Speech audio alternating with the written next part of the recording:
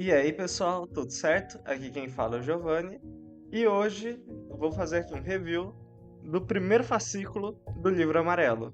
Basicamente, o Livro Amarelo é o livro de propostas do Partido Missão, né?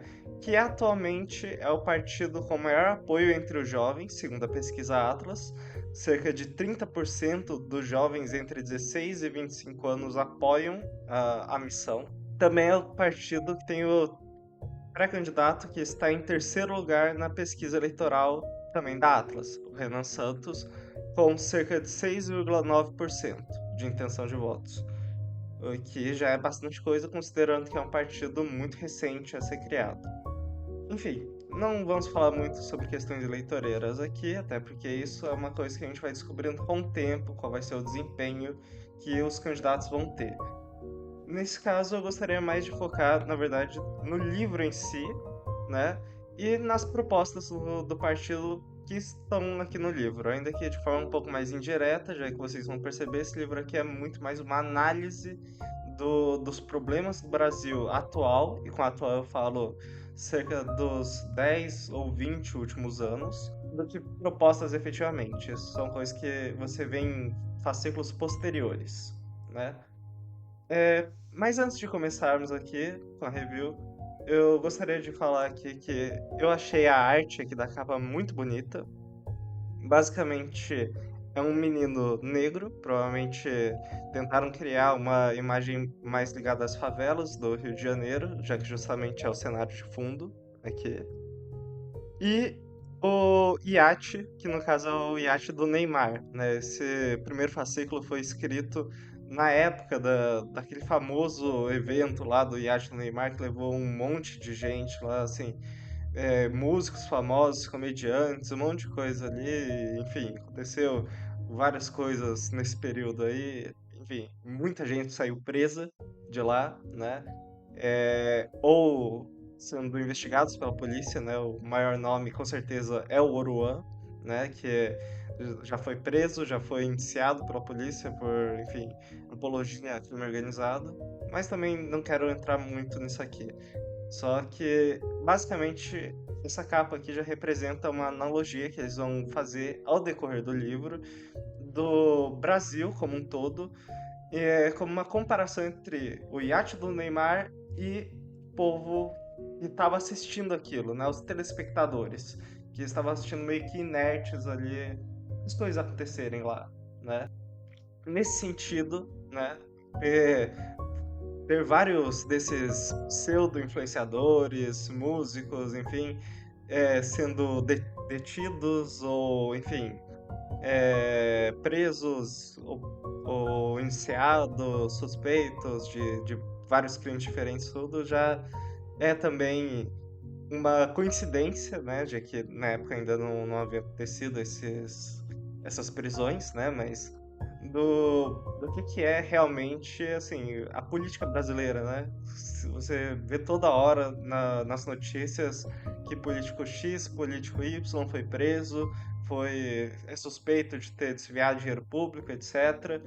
E né, não é só na instância política, é também em outras, né? Como ocorreu efetivamente aqui no iate do Neymar. É, Seguindo aqui, temos a parte de trás do livro, também muito bonita, né? E essa ilustração aqui da onça, aqui é bem legal, né? A onça é o símbolo do partido, mas também é uma representação do Brasil, né? Pelo menos de como gostaríamos que o Brasil fosse, né? Um Brasil forte, imponente, enfim, né? Não é usada exclusivamente pela missão, tem outros movimentos políticos e principalmente ONGs, né, que também utilizam bastante desse símbolo da onça, mas a missão faz questão de ser o símbolo principal deles, né? E aqui também marca a página, né? O marca a página da missão, aqui em dois lados, e também muito bem feito. A escolha das cores amarelo e preto, assim, é uma escolha que eu gosto bastante, né? Essa camisa aqui que eu estou, por coincidência, né? Uma camisa do Goku também utiliza essas cores. E, bom, vamos começar aqui falando sobre o conteúdo do livro agora. Eu vou pular aqui o primeiro capítulo, que é o Entre o Foguete e o Cruzeiro, né? E onde basicamente eles fazem mais essa comparação aí do Brasil com outras potências de fora, né? Com outros países, não exclusivamente potências, também países em desenvolvimento, como por exemplo a Índia, né? E as preocupações, né, que os povos desses países têm em comparação com a preocupação do povo brasileiro, que naquele momento era ouvir fofocas, basicamente. E não só naquele momento, mas até hoje. O primeiro grande tópico que eles trabalham é a questão do vício de, assim, do brasileiro, não só em jogos de aposta, coisa assim, mas em consumir uma baixa cultura, né, por assim dizer, né? Consumir, não, não falo baixa cultura no sentido assim de uma cultura necessariamente ruim em sua essência, mas que se torna ruim, né? Por exemplo, músicas que enaltecem crime organizado. Não necessariamente precisam ser funk, mas geralmente estão ligados a isso, né? E que é uma coisa que corrompe um ritmo brasileiro, que é o funk, né? E o torna, enfim, negativo, né? Já que é um apoio a uma coisa ruim, né? O crime organizado que trafica drogas, que mata pessoas, enfim, no Brasil inteiro. E você está, de alguma forma, enaltecendo isso, né? É, mas, além disso, também tem a questão do vício em jogos de aposta, o vício em seguir influenciadores que, na prática, vivem como se fosse um Big Brother, né? Assim, sendo supervisionados a todo momento ali por uma multidão e que, na verdade, eles não agregam em nada para essa multidão, né? É só uma pura curiosidade, a pura ideia de fofoca mesmo, né? Já voltando aqui a um dos termos que eu utilizei antes. É, e isso aí é problemático até certo ponto, né? Não vou dizer que é de todo problema, porque muitas nações envolvidas, na Inglaterra mesmo, isso agora já falando da minha perspectiva, né? A Inglaterra mesmo tem uma tradição de muita fofoca, né? Também na questão da família real, né? Toda hora eles ficam vendo notícias sobre a família real, coisa assim, e não agrega em nada na vida, não é saber quem que o príncipe se casou, se o príncipe é um bom marido, se o príncipe não é, se a princesa traiu ou não, não é uma questão que agregue. Mas isso acontece em todos. O problema é quando é só isso. O problema é quando você se dedica exclusivamente no seu tempo para ficar vendo essas coisas e não consome nada assim, que seja bom, né? Que seja produtivo para você, né? Que, por exemplo, um conhecimento um pouco mais aprofundado, é, você, enfim, ter uma educação de qualidade. Os brasileiros, em geral, não se interessam tanto por isso. Isso tem alguns motivos históricos para acontecer, tá? Mas eu também não vou ficar me delongando muito nesse ponto. Agora, um outro ponto que eu achei bem interessante é que é o baixo investimento em educação básica do Brasil, né? Que, enfim, é um problema que todo mundo já sabe, né? Todo mundo reclama, mas ninguém faz nada para resolver, né? O Brasil tem um investimento proporcional entre a educação básica e a educação superior muito desfavorável para a educação básica, né? Que eles chegam a falar aqui que em um determinado momento aqui do livro que se investe aproximadamente 17,7 mil reais anuais na formação dos alunos de educação básica, tá?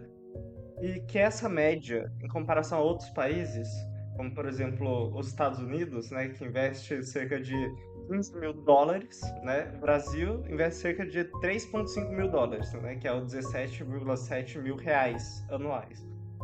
Os Estados Unidos investem cerca de 15 mil dólares na educação dos alunos anuais, né, por aluno. Então é uma discrepância gigantesca. E outra coisa é que a maior parte desse investimento no Brasil também, no caso assim, não desse em específico, né, mas do investimento da educação como um todo, se destina ao ensino superior. E o que também acaba causando um problema, já que se você investir demais somente no ensino superior, falta dinheiro para investir no básico, né? Que é o problema que eles apontam, né? O orçamento para a educação é um orçamento limitado, justamente porque não tem dinheiro infinito e tem outras áreas que precisam ser investidas, por exemplo, saúde, segurança, etc. E eles também comentam aqui a questão de segurança, principalmente no combate de organizações criminosas, né? Organizações, não se sabe, né? O PCC, o Comando Vermelho, etc. E basicamente esse orçamento aí da segurança pública ele tem sido aumentado, mas não tem sido suficiente para combater o crime, né? E não, talvez o problema não seja nem a questão de financiamento, mas só para onde que esse dinheiro está indo, como está sendo gasto, né? E isso também é um problema que afeta outras áreas do Brasil. O Brasil tem muito mais problemas de para onde esse dinheiro está indo do que efetivamente falta dinheiro, né? É muito fácil dizer assim, falta dinheiro para fazer isso, falta dinheiro para fazer aquilo, mas na verdade o problema não é nem esse, tá? A questão do crime organizado, por exemplo, tem se aumentado o investimento nas polícias, tá? E eles demonstraram aqui, né, pegando nas falas do Flávio Dino, principalmente, né, que tem se tido, assim, essa preocupação aí com o crime organizado em aumentar o investimento aí em segurança, né? O Flávio Dino, que na época era ministro da Justiça do governo Lula, né? Então, estava na pasta ali justamente que tratava sobre as questões aí de segurança pública. E, enfim, como o próprio Flávio Dino reconheceu, né, tem ocorrido essa preocupação aí em combater o crime organizado justamente porque já está num ponto aí, né, em que já estão bem estabelecidos as organizações, né, nos estados do Sudeste e não só isso, elas estão se expandindo para os estados do Norte e do Nordeste. E, bom, além disso, a questão de segurança pública também é uma pauta eleitoral, naturalmente. É uma pauta que chama bastante a atenção dos eleitores, justamente porque todo mundo convive, né, com os assaltos, né, com os homicídios, etc., que ocorrem diariamente, né, no Brasil. É, não só isso também, mas a questão de segurança pública, eles trabalham bastante aqui no Livro Amarelo, também é uma questão de influência, né? Principalmente influência cultural, né? Como assim, vocês podem estar me perguntando? É que, bem, tem alguns meios aí das organizações criminosas se firmarem como donos do espaço que eles estão, para se legitimarem de tal forma. Uma dessas formas aí é basicamente através de uma cultura que promova que eles são legítimos naquele lugar, porque, enfim, tem apoio popular ou simplesmente porque tem mais capacidades do que as organizações rivais ou que o próprio Estado brasileiro.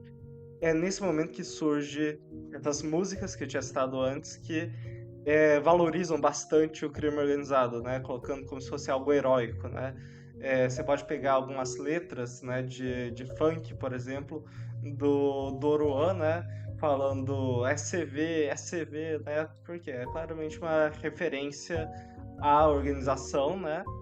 Que, enfim, né, para mostrar, ó, isso aqui é dessa parte, não é de outra, né? Isso aqui é meu, né? Não é das outras organizações.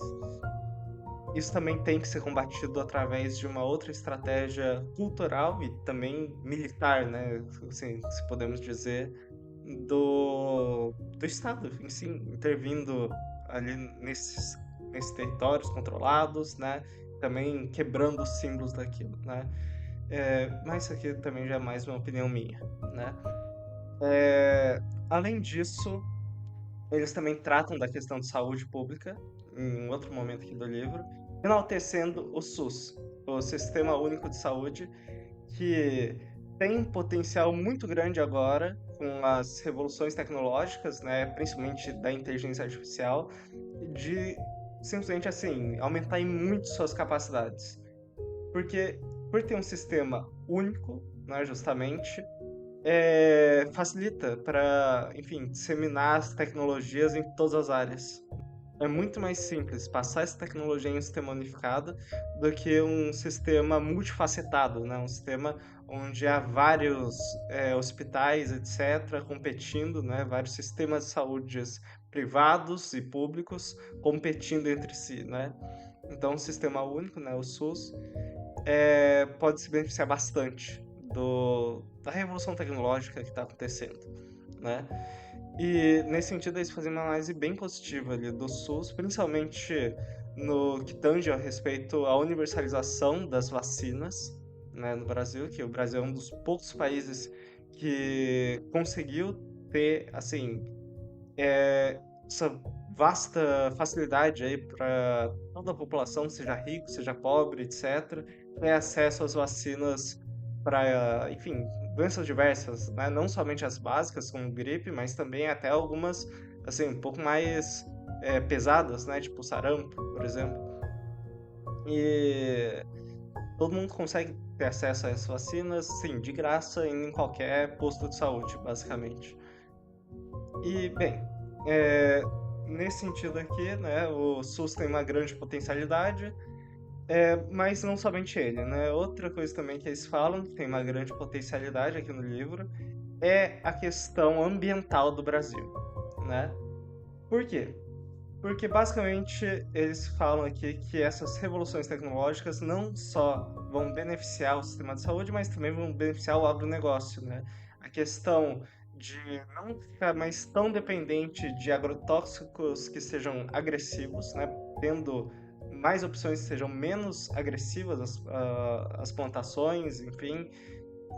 Mas também a questão de que com uma inteligência artificial olhando assim, tendo muito mais informação para analisar o que cada tipo de plantação precisa, etc., pode ser um facilitador para eu saber exatamente onde você deve aplicar esses agrotóxicos e onde eles são desnecessários, né? O que também preserva o meio ambiente, né? Não só isso, né, mas também a questão de que cada vez mais vão se descobrindo novas fontes de energia limpa e, felizmente, muitas delas o Brasil já possui em seu território os recursos necessários para fazê-las. Por exemplo, a energia nuclear, o Brasil já possui alguns recintos onde contém urânio e, enfim, outros minerais que podem ser usados para produzir energia nuclear. E lembrando que a energia nuclear é uma energia limpa, né? Então você estaria ganhando essa vantagem energética, porque é uma energia que produz bastante, né? Uma usina nuclear produz muita energia suficiente, sim, para abastecer cidades inteiras, tá? Uma única usina.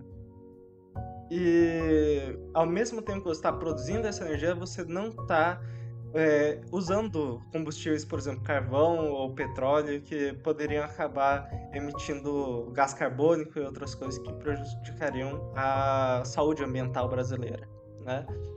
E ao mesmo tempo que isso iria também acabar beneficiando todos os setores, já que você produzindo mais energia, você consegue basicamente ter a base para criar uma indústria, né? Uma indústria forte e, enfim, seguir em frente.